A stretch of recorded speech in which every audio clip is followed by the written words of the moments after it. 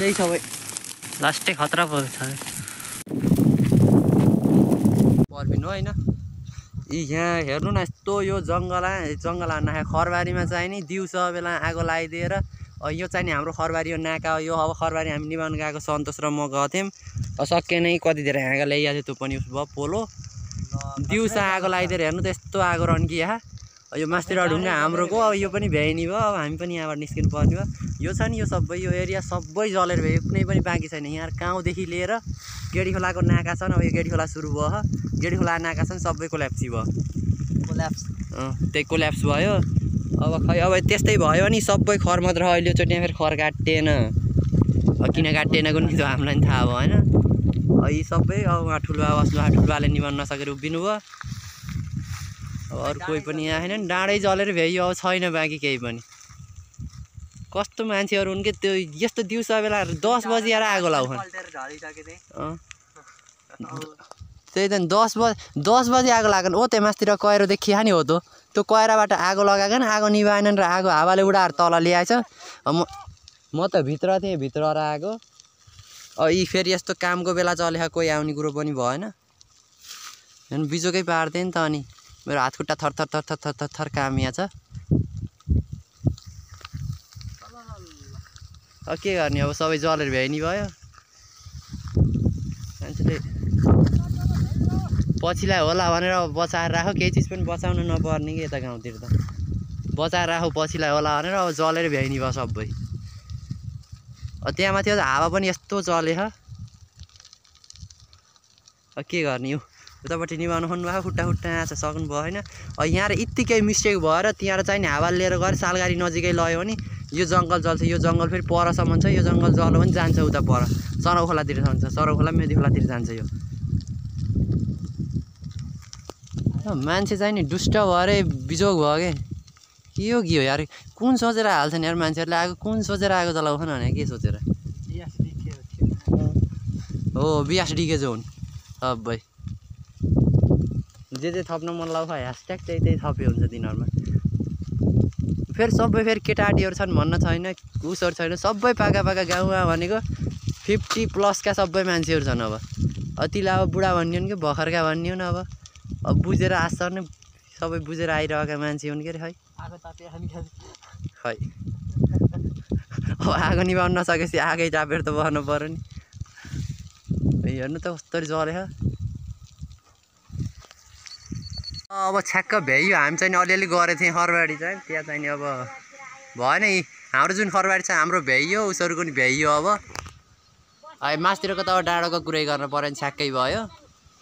यत्रो जलेर भ्याइयो यार छ्याक्क अब त्यो आगो जलिरहेको छ यो ढुक्कै यहीँसम्म हो यो सालगाडी देखियो नि हाम्रो साल देखियो नि बुटो यहाँसम्म आउँछ आइसक्यो कि सबै यहाँ यस्तो छ उतापट्टिको डाँडो सबै खरबारी छ उतापट्टि उस गर्ने नपर्ने छ यस्तो रन्की आयो यार सायद भिडियोमा देखिएको छैन क्लियर यो आगो मात्र देखिएछ होला यो मात्र देखिएछ होला यतापट्टि नि क्या मजाले रन्किया क्या हो यो साइडको नि बिजोग भयो यार हुन नि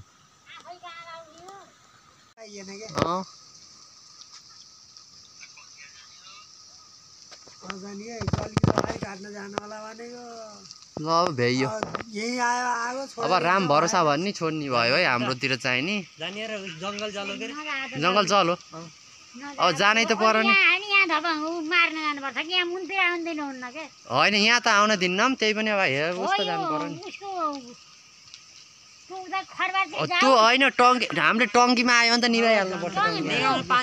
टङ्की आएपछि त टङ्की सफा गर्ने खोलेर निभाइहाल्नु पर्छ टङ्कीबाट त अब क्यान त नि उके सफा गर्ने पानी तल झरेछ नि त्यो पानी झिक्ने सफा गर्ने खोलिदिने र छ्याप्ने भित्र दुईजना समात्ने छ्याप्ने टङ्की भयो ठाउँ आउनलाई 5 मिनटमा आउँछ होला सायद हेर्नु न हरियो घाँस मुस्लो कस्तो आगो होइन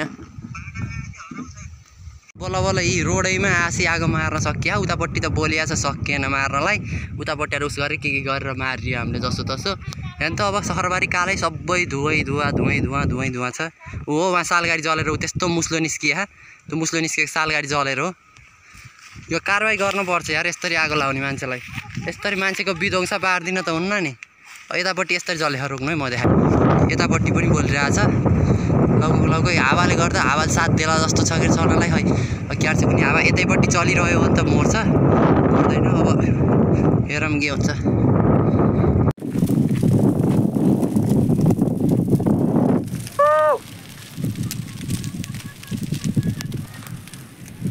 पानी चाहिँ आएन, भिडियो बनाउँछु यार।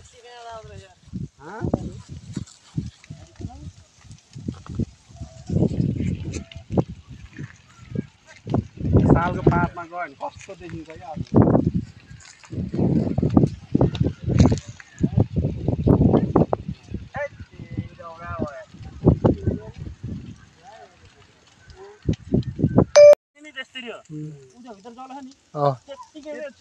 झ्याप निप्दैन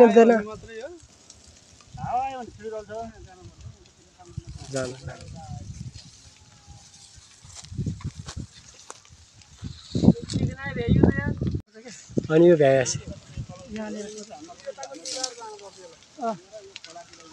त्यति फुटेर जाँदाखेरि सल्किँदै आउँछ क्या राति